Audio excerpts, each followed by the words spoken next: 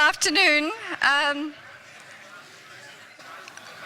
Before we begin, could I make a housekeeping announcement? Please, unless you are disabled or in a wheelchair, you may not exit out of this convenient exit here. You have to use calories and go up the stairs. It gives me great pleasure today to introduce to you Dr. Roger Smith, who was born in Cambridge and studied zoology and geology at Manchester University. He joined the South African Museum in 1983 and gained his doctorate from this university in 1990.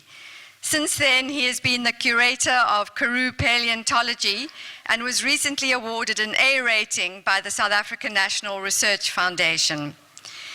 Roger is currently working on several projects under the general title of Paleoecology of Gondwana. He is especially concerned with the dramatic changes that took place in the Karoo Basin during the end Permian mass extinction event. His research takes him to all the far-flung corners of the world, so we're relieved that the Karoo Basin keeps bringing him back.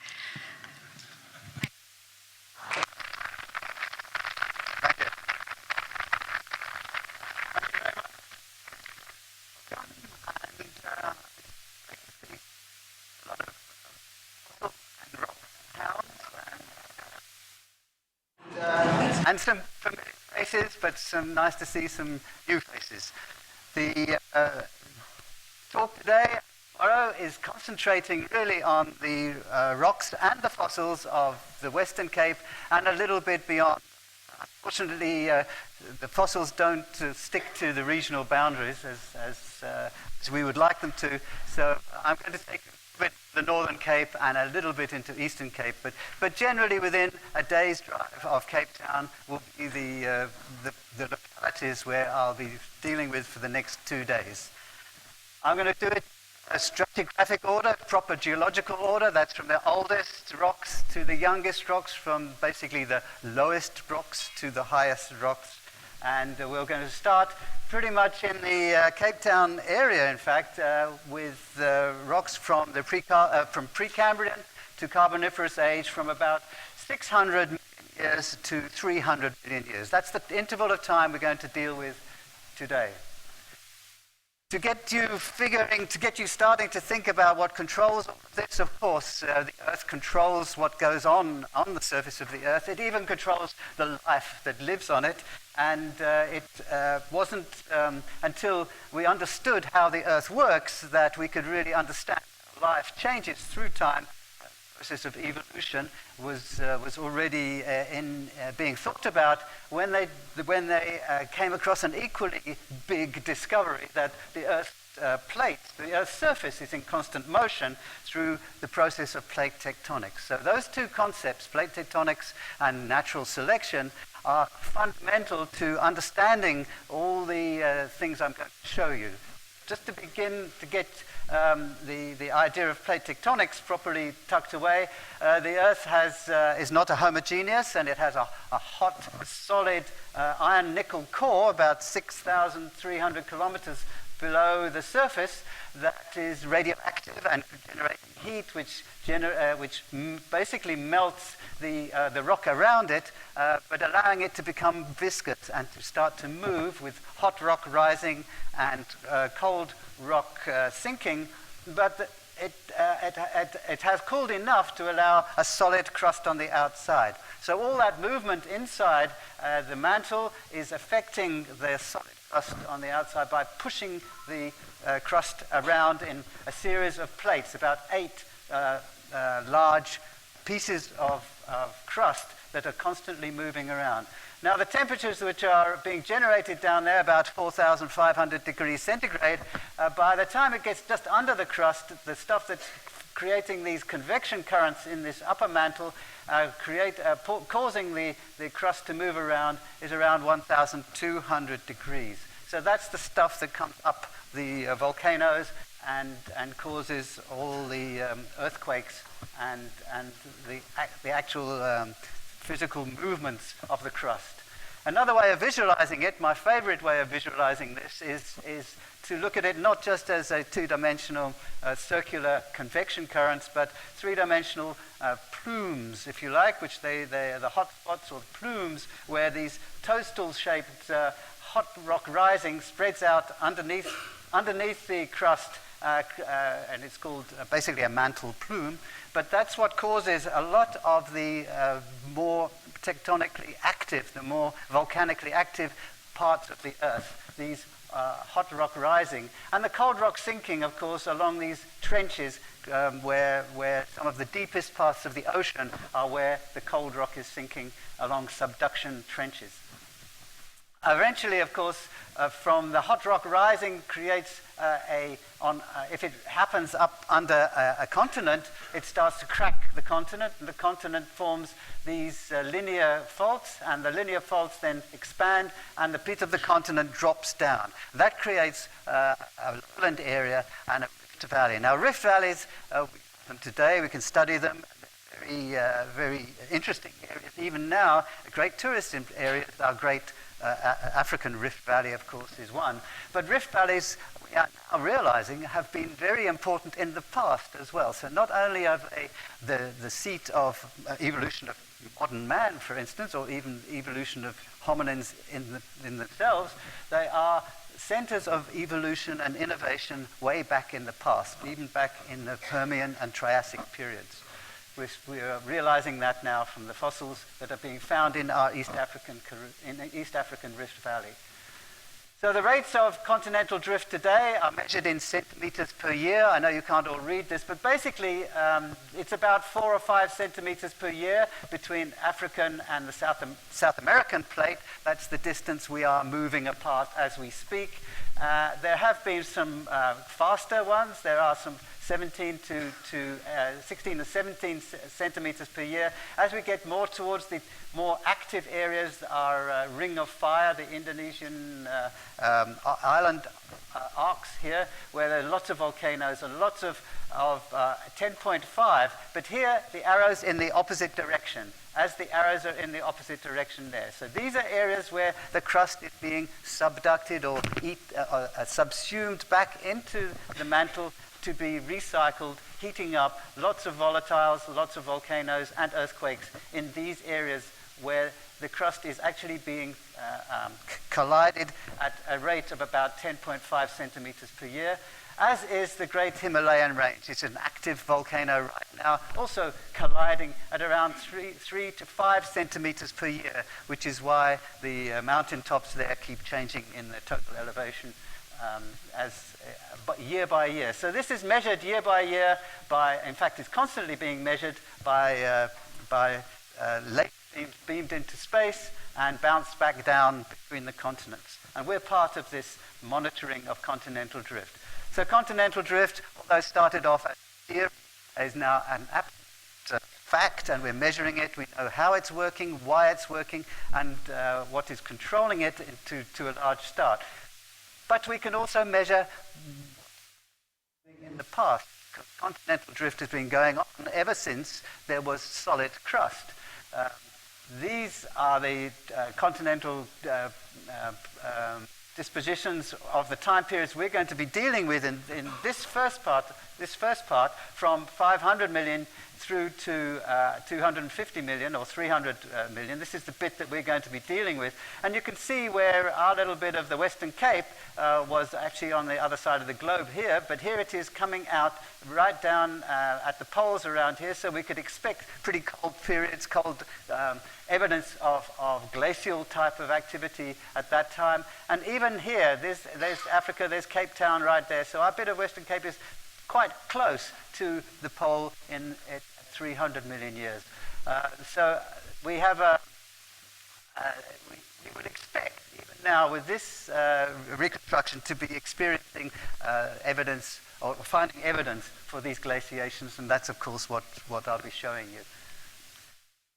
I just wanted to bear in mind the rock cycle. It's nice to be able to, whenever you come across a rock, to place it in this rock cycle. I know it's sort of basic school geography, but it's still good to be able to appreciate that there is a cycling going on within the whole system, and that rocks are formed primarily by magmatic or volcanic extrusion, and then weathered and laid down as sedimentary rocks, which are then recycled back down into the crust and recycled out. So there is this rock cycle. So every rock, I'll pop this up and we'll just show you where in that igneous, sedimentary and metamorphic, the baked zone around the igneous, our rock lies.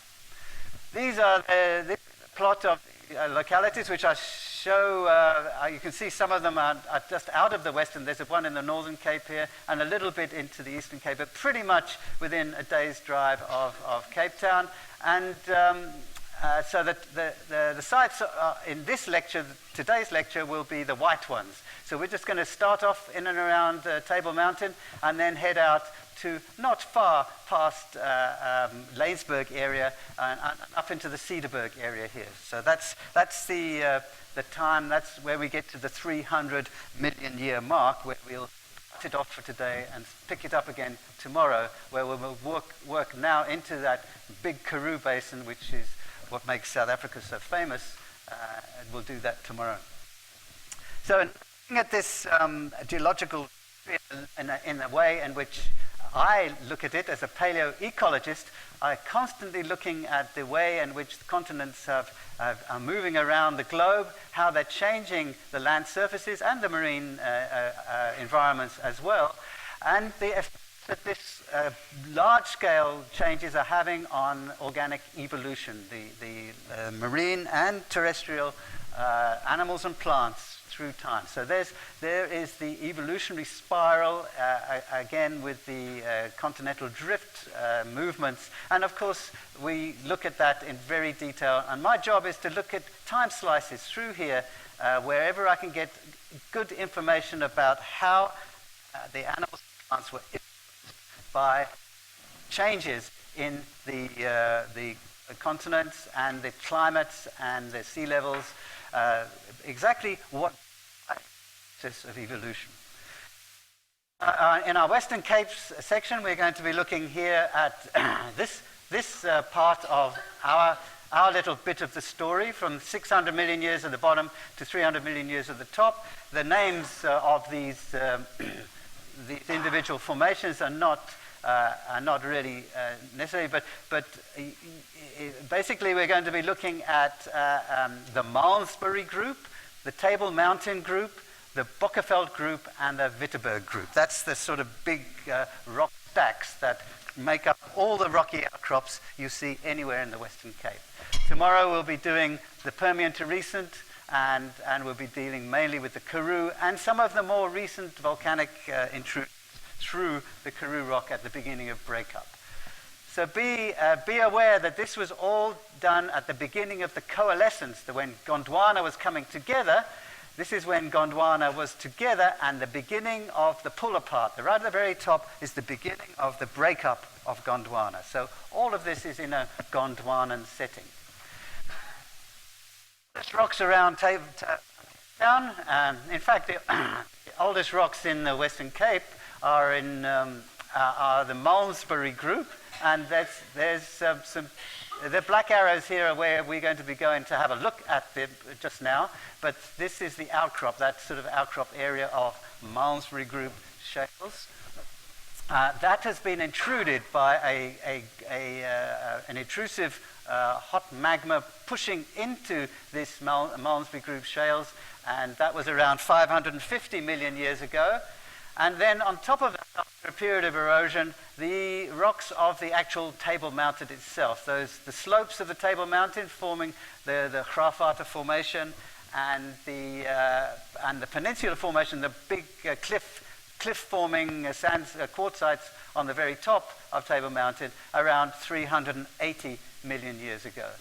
Right at the very top at Maclear's Beacon, and here is just a remnant of the formation. It's been eroded off. We'll go and look in the Cederberg at that a little bit more detail. We'll see the Packhace Formation at 350 million years, and that's one of those glacial periods that I was talking about at that time. We can look at some Cainozoic deposits, but we'll be dealing with that tomorrow. That's now the more recent deposits. We'll be dealing with them in tomorrow's talk. If you look obliquely at this picture, a beautiful image of Cape Town, of the Table Mountain and Signal Hill and Lion's Head. But if you look at superimposed geology on there, that's what you look at. So wherever you live in these suburbs, you can now see what your bedrock is, and you can decide whether it's good bedrock or bad bedrock. So this is the Malmesbury shale bedrock, and this is the Cape granite. Good solid granite. Unfortunately, it also has uranium in it. So and there the Table Mountain group sitting on top. So these are the places where I'm going to just go around the mountain in stratigraphic order, in age order, to give you an indication of what the outcrops look like and what they can tell us about what went on way back then. So firstly, I look at the outcrop, and then I look in detail. So this is the sort of detailed looking or reading of the rocks that I would like you to do every time you go to the beach now, from now on. It's not too late to become a geologist. The Graspool, that's you can walk out there and look at the rocks here. Anywhere along between Graspool and the pavilion is good for looking at the oldest rocks in this area, the Malmesbury, known as the Malmesbury Shales or Malmesbury Group. And these are what are known as turbidites, but basically they're undersea landslide deposits. They were formed off the southern margin of Gondwana, off the shelf and going into the deep oceanic basin. So they are basically banded rocks here with structures in which I will go into right now. But basically, this is the ancient environment of these turbidites, coming off the continental shelf, coming down the continental slope and deep into the abyssal plain, spreading out. So the landslides would come down these canyons and spread out in this area here. And it's this area here with these turbidite, the heavy, the flow comes down by gravity, but it's also full of silt and mud and sand, for that matter, that has been brought down by rivers to the continental shelf, and then it gets remobilized all at once. So it's an event. It's almost something that happens over a period of perhaps 20 minutes, 600 million years ago. So these are the events. Each one of these is a little turbidite event, and it has a beginning, a middle, and an end. The end is a long period of hiatus before the next turbidite event. So this is the bottom. This is where the landslide comes in, and then there's a period of this very distinctive ripple cross lamination, this ripple cross stratification, whereby ripples, the event comes in, and there is still some movement of the currents, which are reworking the more coarser, sandier members of the sandier parts of the turbidite flow, and it sculpts the top surface into these beautiful ripples, which are normal ripples which are migrating along the surface. And of course, you can tell which direction that was ripped, because these are little faucets on the ripple which are migrating in that direction. Not difficult to determine the paleocurrent directions in this sort of rock. Another nice place to look at this rock, of course, is Robben Island. So it's a good another excuse to go out there, probably the best excuse to go out there. And if you can go out there with this chap who was sitting he's sitting at the back there, yeah. John Rogers, who's made a special study of Robben Island, he's a great guy to take out there as a guide. But he will show you that some of the quarries out there, the quarries which were used for building stone, they were quarrying some, and some of this building stone was taken back to Cape Town to be used for the castle and places like that. But when you look in some of these quarries, you can start to see the bedding surface, the actual top surface of these ripples. So we were looking at those ripples in cross-section at Graspool. Now we can see them in beautiful three-dimensional, and you'll see they're straight-crested and oscillatory. They've been affected by a wave action, an oscillatory wave action, which is part of that turbidite system. If we start to look a bit closer at these cliff faces, we see the same type of beautiful ripple structures, three-dimensional ripple structures with these little laminae, these little cross laminae. They're the avalanche faucets. As the ripple travels along, it's being pushed by the water will push the sand grains up the top here, and that will drop down as avalanche faucets, forming those ripples. If you don't want to go to Robben Island, then you can just go to Bokkeveld to see the same thing. This is a retaining wall holding up the Bokkeveld and holding it back, so to speak. And if you look in that retaining wall, they are the same ripples in the Malmesbury shales, which have been used as building stone. So you can work out for yourself which way up, whether the builders have actually taken cognizance of the paleo current direction. It is quite annoying that very often they don't, but at least they did. At least they put them horizontal rather than on vertical, because that really annoys me when they put horizontal rocks vertical. Around 550 meters, in fact, quite precisely at the time, there was an intrusion from a magma chamber into the already folded Malmesbury shales. They had already been compressed somewhat, but there was then this intrusion which created metamorphic rocks here and an intrusion of igneous rocks here. So we're looking at this sort of position in the rock cycle, if you like, where the hot magma is baking the rock around it, creating a metamorphic aureole. And we just happen have a really good exposure of this intrusive contact, this hot contact between the granite and the Malmesbury Group. And right here you can see the actual contact, which would normally happen way underground, something like 10 kilometers under the ground, but we can actually witness it or walk across it on surface because it's been exhumed. It has been eroded out, and so we can actually see it. And here is a geological monument plaque for this very well-known, very important, and Darwin was very impressed by this contact. And at the time, it would sort of resolve some of the arguments about what granite was, whether it was chemical precipitate or it was actually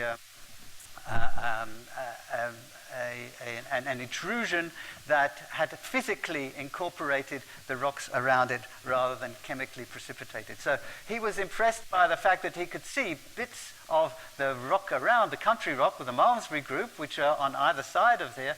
They could see bits of it in the granite, and those bits were still pretty much intact. You can actually see ripples and things in there. So it already meant that this was a physical process rather than a chemical process of intrusion and incorporation of country rock into the molten magma. So this mixing zone, this zone right at the edge of the granite, is known as a migmatat. And if you look closely, you can see the sort of stresses and strains, the plastic deformation of the Malmesbury Group, but still the laminations are still there in there. So it hasn't been melted and remobilized and reprecipitated. It's just been stretched, strained under tremendous heat and tremendous pressure, but it's still fundamentally intact. There's the sort of the Malmesbury shales over here, and it's getting more and more incorporated into the granite, and there's a complete lump of Malmesbury shale that's been taken off. This is Chris Harris, by the way. He's a geochemist here at UCT, and he's done the dating on here. So the 550 is his date, if you like. Actually, at these in the list, you can still see that it's definitely Malmesbury shale, and it's definitely part of the country rock. So you can make up your own mind of the sorts of pressures and the time that it took to incorporate all this intrusion. Intrusion was obviously very slow but relentless to form that plastic deformation. And the granite itself has these large crystals of mostly of feldspar, these big white crystals, but you'll see these thin, much finer grained granite passing through it. Now these are sort of a later stage. This is towards the end of the intrusive phase when there was another little pulse of intrusion through the earth. So this is granite within granite, but much finer grained, cooled much faster, and therefore much finer grained. The larger the grains of an intrusive, the longer it took to cool.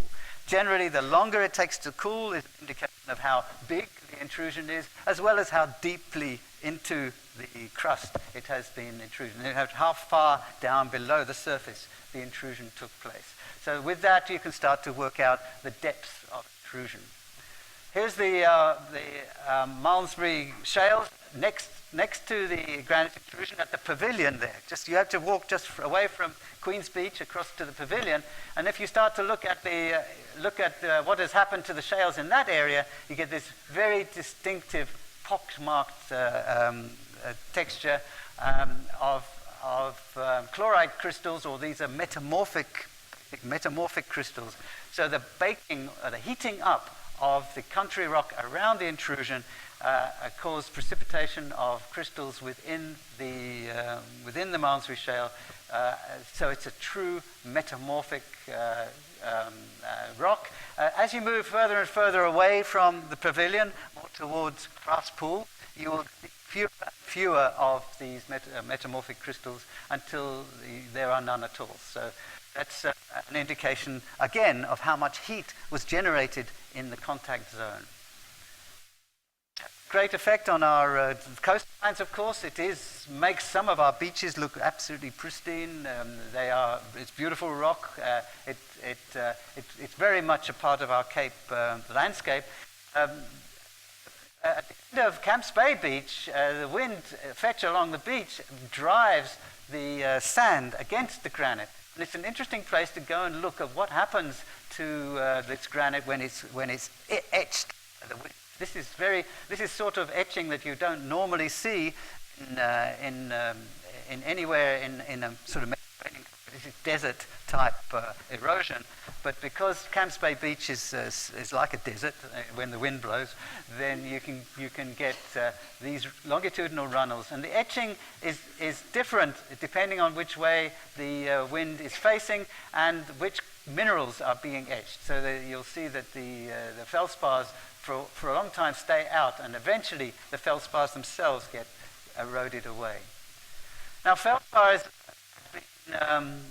is of some commercial value, of course, but in the Cape area, it is well known that these feldspars are can break down in special circumstances, by chemical weathering especially, that they can break down into the kaolinite clay. And kaolinite is very good for high gloss papers, and for paints, thickening paints, and basically it's a commercial, and in fine bone china.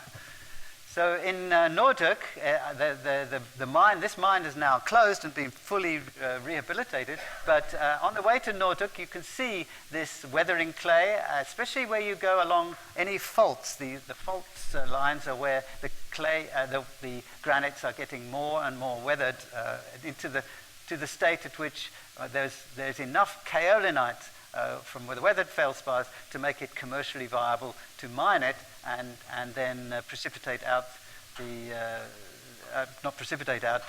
spin out, using centrifuge to spin out the clay and make a kaolin mine. There is still kaolin being mined in the Noordhoek area, but you won't be able to get into the open mines now. They're much more sensitive about allowing people in there. After the intrusion of the Cape Granite into the Malmesbury Shale, so we have the deposition of Malmesbury, and then there's this intrusion of the Cape Granites around 550 into the Malmesbury, and then after that there's this period of planation up to about 460 million years. That's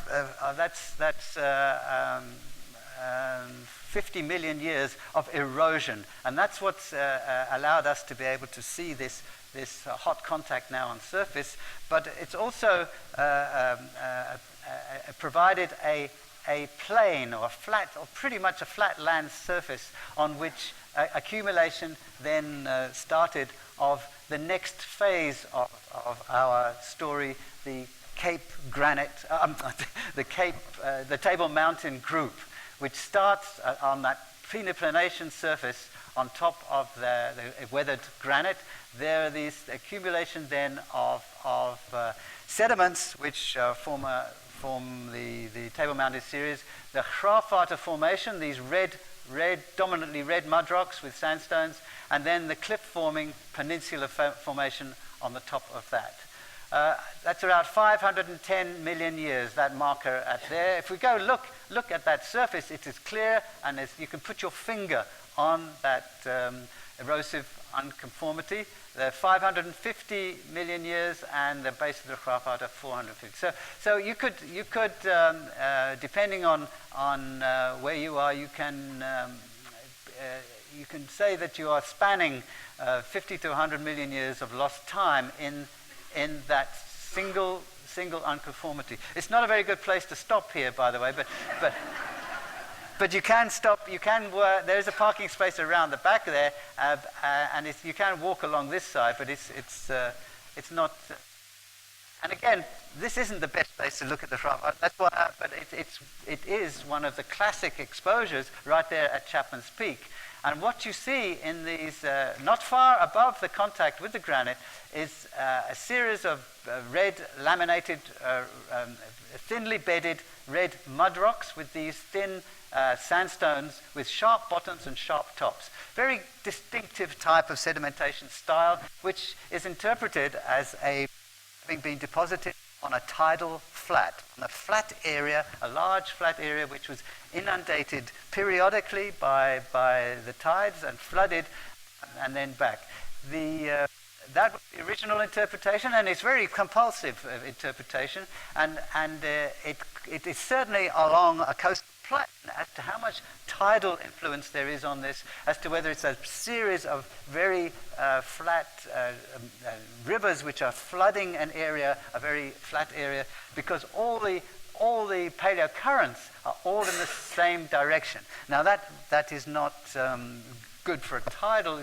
You should see some of the oscillating movements in a tidal system.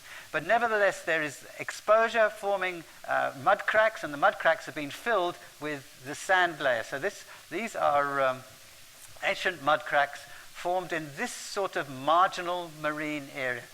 It's as to whether it's actual tidally influenced or just a flooding of a large river system coming out onto the plains off the edge of Gondwana. But nevertheless, there was exposure. There was dry land at that time, and remember, this is a time before land plants as such. There was very little colonization of land at this time. So we could well expect to see evidence of these sort of mud cracks being preserved in the rock record, because there's very little to break them down. That's a sort of close-up of those sand-filled mud cracks. Of course, they're all crinkled up now because it's undergone compression. But originally, they were nice and long and V-shaped, if you like. But it's another indication of the degree of compression, expecting these to have been nice and straight. You can straighten them out and get about 3 times longer than they are now. So there's been a compaction factor of 3. Look at these nice clean surfaces on the tops of the sandstone, and there's the base. So there's the beginning of the flood out of basically a riverine flood, and there's the end of it, suddenly abrupt. So the flood came out and flowed for a little while with these faucets, and then stopped flowing, and then just these little tiny, possibly tidal inundations after that. So you get the impression that you can count the number of high tides in a system like this. So we're getting even closer down, looking at even closer at these systems. It's better to not get out there and walk around Chapman's Peak. Look at from across the road, but to get up close to them, the Graafwater, it's better to go on Tafelberg Road. So go up past the cableway and go to where you can't get any more, and just start walking along Tafelberg Road, and you'll get to this point, which is a very nice little place here, where the Graafwater there is about 450 million years, is sitting right on top of Malmesbury. So you saw it earlier sitting on top of the granite, but here it's sitting on top of those 600 million year Malmesbury. So there's another cold contact there, which you can put your finger on, and you can show off your other hikers how knowledgeable you are. It's a nice little outcrop. It's great because there's no cars up here. In fact, there won't be. You can see by the beginning of a large landslide here, or earth slip here, that this road won't be passable for that long, because this is all going to fall away. But whilst it's still accessible, go and have a look at these outcrops here. They are obviously showing these what we call faucets. These are the current directional features, showing that there was a sand bar, a big ripple, mega ripple if you like, migrating along in this direction, leaving behind its avalanche deposits, its faucet deposits. And if you look at the bottom, right at the bottom of the avalanche deposits, you'll see little bits of mud, little flakes of mud from the floodplains on either side of this. So this shows very distinctively. Now, I know you can't see it that well from back there, but you can see that all these faucets are all in the same direction. So it's very difficult to resolve. This is really right close to the tidal area. So it could be that these are flood faucets out into a tidal flat area, which is being influenced by back flooding from high tides, summer tides, spring tides. But generally, it's a fluvial environment with right on the edge of the ancient ocean. If you go, there's a great little watering hole. I run this quite often, and this is a great. Always got good fresh water in. You can drink it. A few tadpoles, but it's great. But right there, you can start to see the mud rock, those tidalite type facies there at that part. As we move up the system, we've been looking here at the Graafwater up on Tafelberg Road, but we want to now go up into the cliff-forming Peninsula Formation above it. That's what it looks like. You're well used to it. There's the Graafwater below, there's the peninsula. And the best place to look at the Peninsula Formation is you can actually walk on it without fear of falling off, let's say. The Cape of Good Hope is a great place to see the stacking of these sandstones. So now this is where there's much, much more sandstone and very little mud rock in the system at all. And most of these sandstones are unidirectional flow and showing cross-bedding in a single direction. So they are fluvial sands. It's a large braided stream system that prograded out from the margin of Gondwana out across a coastal plain around 400 million years ago.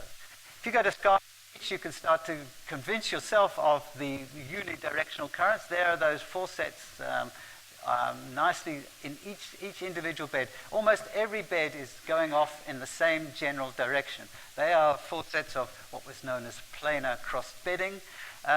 This is another type of structure known as trough cross-bedding, and it too is an indication of unidirectional currents, but with a bed form, or the bed on which the water was flowing is got lots of depressions in it. It's been scoured out, and then the sand waves are filling in scours in the bed, creating trough cross-bedding. So again, that's the typical structure you'll see in the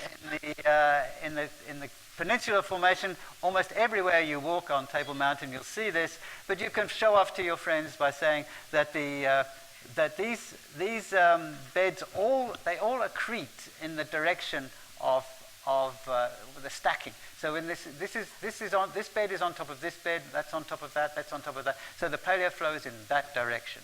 So all these beds, wherever you see, you can always tell them where the ancient rivers were flowing and which direction.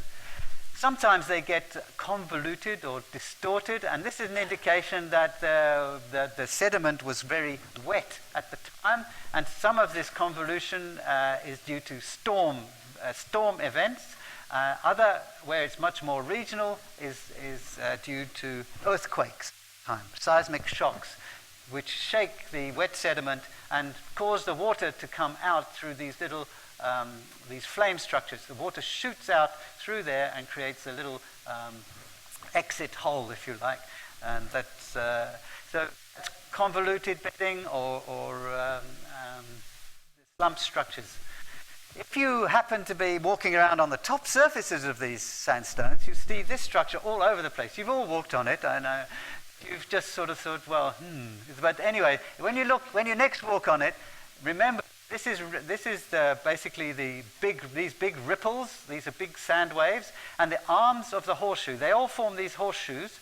The arms of the horseshoe point in the direction of flow. So if you think about the arms of the horseshoe pointing in the direction of flow, then you will be able to say that's the direction of flow of that. So wherever you're walking around on these surfaces, you could say to your mates, look, this ancient river was flowing in that direction. Just like this is now the way I see, when I'm walking around Table Mountain, I'm looking at where in this system rock that I'm walking on are situated. It's almost certainly because there's very little vegetation in this area. There's nothing holding the banks together. There's a lot of switching, a lot of bars being formed and then eroded away. The channels switch from left to right to left, constantly with each flood pulse coming out into towards the sea. So that's what it looked like in the area. In fact, all the way along the southern margin of Gondwana at this time. A nice thing to do is to also show off your friends, is to take them to a place like this, like it's in Olifants Bay in the nature reserve, where you see this exact same thing in a microcosm. So you could start to actually look and see how these ripples actually do migrate, how they do form avalanche faces, and how they do create exactly the same structure as this, which is right there. These are the faucets of the Table Mountain series with little pebbles, and they're the faucets happening today exactly the same way. Water flowing downhill with sand in it is exactly the way it did at this time around 400 million years ago. Sometimes there are a lot more pebbles in the system, and you get these gravelly beds within there. Also, lots of far-traveled quartz pebbles. It's very mature. It's really only quartz pebbles, the most resilient pebbles that you get in the peninsula. Let's move up into the Pacase.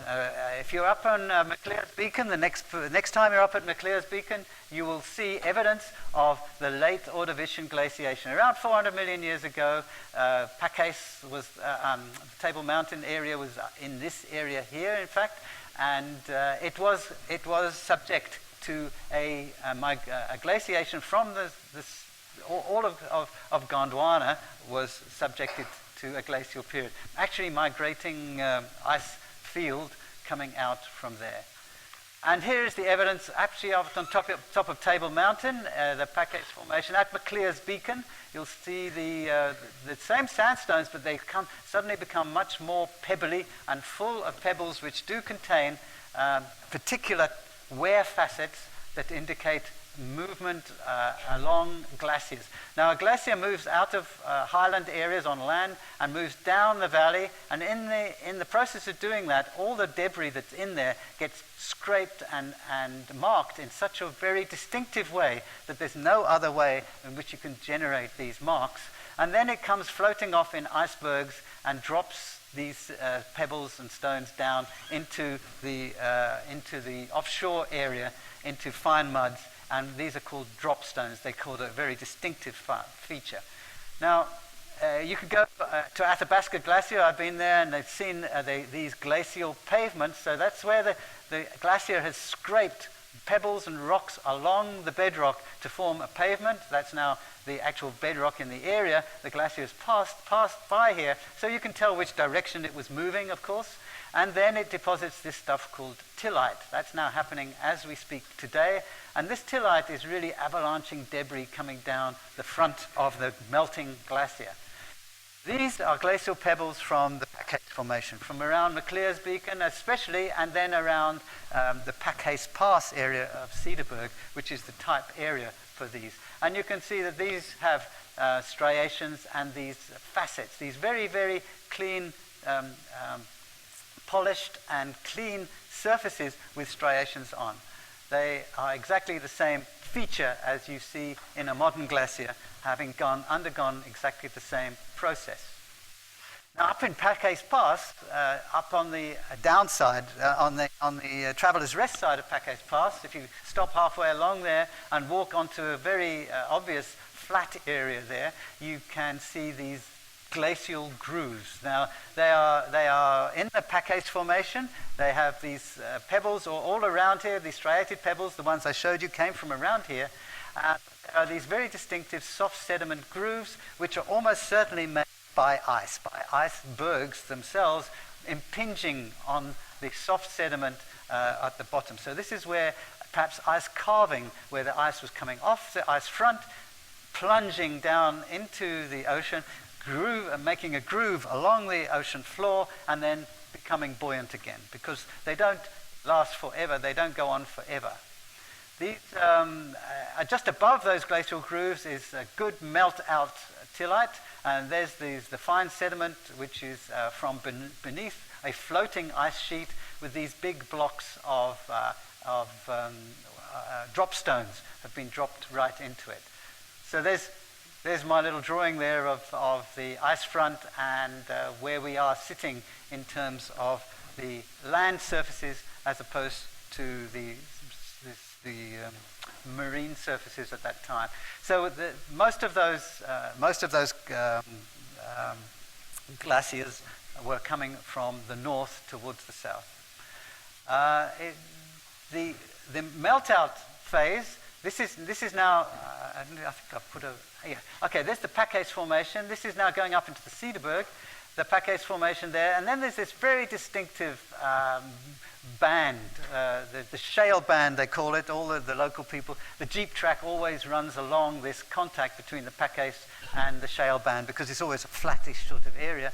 That's the Cedarburg Formation, and everywhere you go in the Southern Cape Mountains, you can position yourself. The Packace Formation, or the Peninsula Formation, Packace Formation is below it, then the Cedarburg Shale, and then the Nardo Formation is above it. So wherever you are, you can position yourself stratigraphically, so long as you can see this very distinctive band of shale. It has a dark vegetation anomaly on it as well.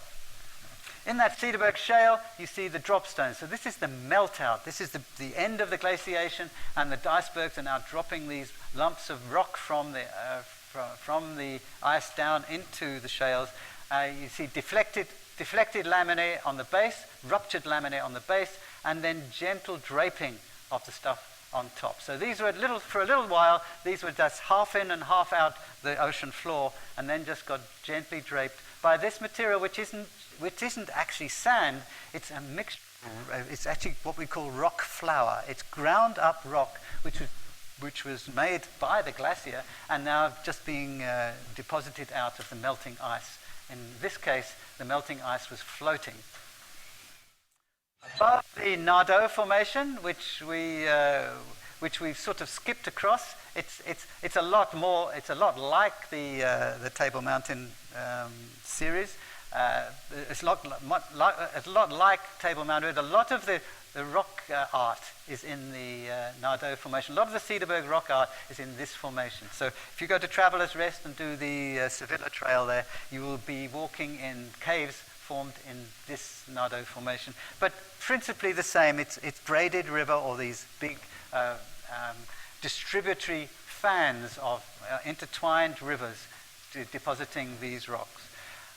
Above that, we're moving now into the Bokkeveld group. Now, this is classically a delta, a true delta. So this is where that braided stream was getting out into the sea itself. So we're getting effects of prograding deltas. Each one of these a coarsening upward sequence, which is going from offshore to onshore, offshore to onshore, offshore to onshore, offshore to onshore. So it's a marine sequence, marine to land, marine to land, marine to land, repeated in a very cyclic way, which is what happens when the sea level keeps rising and falling through the process of the use to sea, which we can't go into all the controls of that, but be that as may, this is a deltaic system, so it's a marine system. An aerial photograph is this is the top of the Nardo Formation here. There's Wuppertal. Wuppertal is a great place to go to study the Bokkeveld and the Bokkeveld-Nardo contact. And these are these cycles, these coarsening upward deltaic cycles. And the first one is known as the Cainozoic Formation, and it's nice because it's got a very good fossil fauna in there, and we'll start to see our first beginnings, our first fossils. We're looking at around 350 million years here, and we're looking at this type of ancient fauna, and we're all marine, the trilobites, the eurypterids, the brachiopods, and crinoids. So they come from this the Bokkeveld group in here. So this is what they look like, and I can take you out to the site there near Wuppertal. So this is a site which is being constantly raked out to spread onto the roads. So there is no problem of you stopping here and parking here and having a coffee and seeing what you can find. That's all we do. These are the Friends of the Museum field trips, and we always come up with something. There's always something there. Maybe not the world's greatest fossils, but this is a box that I've amassed over about 6 field trips with the Friends of the Museum, which have got some nice material. Most of these are trilobite carapaces. These are the molts of this ancient crustacean, and there's a particularly nice one because you can see the compound eye still preserved. This has got a very, very early experiment at compound eyes. These are actually calcite crystals which the trilobite is orientated so that it can see all around itself. So the lifestyle of this animal was a sort of bottom forager. We have the tracks of this animal. It forms a distinctive scraping on the base, and it's very likely that it would scrape up the organic fine sediments and filter out its food, but it still needed to be aware of the eurypterids and the other predators that were around at that time. So there's if you had your hand lens, you could be able to see all the little facets of the calcite crystals there.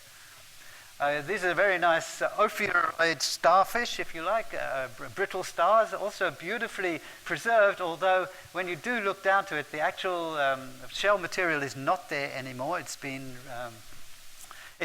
eroded out, and it's been weathered away, basically. So this is very powdery. So we have a student at UCT, in fact, who's now CT scanning these without breaking them open. So she's going into the rock, CT scanning them, and getting wonderful results of the structure of these ancient brittle stars.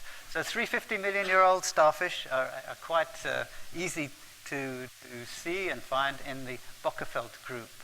There was a chap who lived near Meringsport Pass, near the entrance of Meringsport Pass, Roy Oosthuizen. He's died quite a long time ago, but he was an amateur collector for the latter part of his life, and he amassed a very good collection of Bokkeveld fossils, which we have taken into our museum. But in honor of him, we have put in the Prince Albert Museum. That's now this Francie Pienaar Museum in Prince Albert. We put a collection of his Bokkeveld fossils, as well as some of our Karoo fossils, to honor his presence and all the work that he has done. He's certainly made a very good contribution as an amateur paleontologist. He was basically a farmer who actually did allow paleontology to take over the latter part of his life, and he just allowed the farm to be rented out. Overlying the Bokkeveld is the Witpoort Group, a sort of fairly under-researched. It's sort of fairly dull and uninteresting in terms of sedimentology, because it's mostly shales, black shales, dark-colored shales, and sandstones, quartzites, with nothing really going for it, except that these shales are mostly restricted marine, probably mostly lake, largely very shallow lake type system rather than open marine shales, and they do contain some fossils. So we're looking at this little group here now in our geological column, and but when you start to look more closely at these shales, they contain these very distinctive nodules. Now, they don't look like anything special until you look inside them. They're phosphatic nodules, but inside them they contain fishes, basically. Fishes are and some very fine specimens of carboniferous fishes. So alongside the fishes, there's a lot of this leaf hash as well, which is an indication that there has been transportation, of course, but it's an indication that land wasn't far away. So we're dealing with a sort of a lake system rather than a marine system. It's very unusual to find so much leaf hash in the sea, but it's quite common to have it coming into a lake in floods off the lake margin. And we've got other evidence of these big floods into the lake, where they have this thing called, like, what I call biscuit conglomerate, but it's basically these clasts, which are carbonate cemented, they've formed around the edge of the lake, have just been ripped up and dumped into the lake. And it's in there that we often find broken up fishes and a lot of this lycopod material as well. So that's the Witpoort Group rocks, which you can see on your way towards Laingsburg, just south of Laingsburg, basically, along the N1.